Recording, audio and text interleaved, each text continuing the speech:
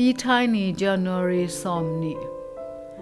tunia ding pita khatna alian li anel somlani pan somle kwa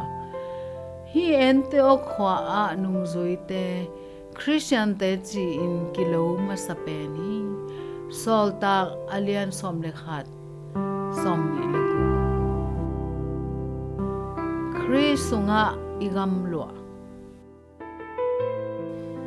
America basketball kidem na NBA sunga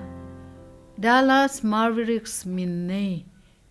kimol pol zong ke heli to kimol pol ani paina Chicago kimol na lam thu gen na sep asem pa kyanga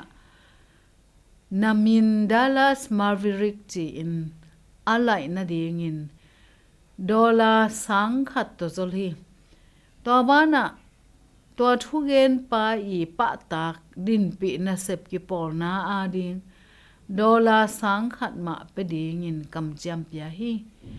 ki mol na thu gen pa in zong lim tak akhin khai khit chang in to min lai ding in azol pa kya nga lai lo ding a hi na gen hi ama gen na a ama chi bangin kamin lai hileng sumnga na ding a hi na le bang a hi zong sem ning a chi to ka ki bang dinga to ding in ki phal peuma keng kamin pen kagam kalohi a kadin mun kamin kawang kem nom zo ing chi hi thu gen na sep sem pa a ding amin pen agam a hi ma bangin tang lai thu ma sate a ding in zong Khristiante chi min pen kha thua agamu a hi Barnabas le Saul in Antioch kum khat pasian na semua lungram na thu tang ko na tung tonin Paul pi khangi Antioch thu ma sate nun ta zia pen Kristo kinak sut lo hi manin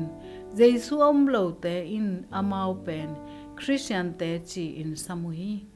to hiya Khristiante chi pen Khris ate chi na a hi to min apo ko pen bor sian na zung la na khong hi to hi ai zong in pita in thum te kya nga agam lo hitale to min apo manun athwa ko gimna hitale azum pi lo na ngun han thon hi Jesu te ading Khristiante chi pen ilo agam a hi manin sumle pai gim thuak na a hi kele le zat na chi te to min achil na ipeng sak ke ding hi pasianin ikitang sapte honggot ma bangin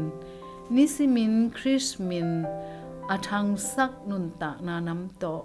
nun tak ding vai puak ine hi mi te in Khristiante chi min azak chiangun bang thu ngai sunding in na hiam Khristiante chi in hong ki sap chiang in nanga ding bang khian na ne hiam kongi Jesu nang ma min athang sak nun ta zia ka nei thei na hong hu ta in amen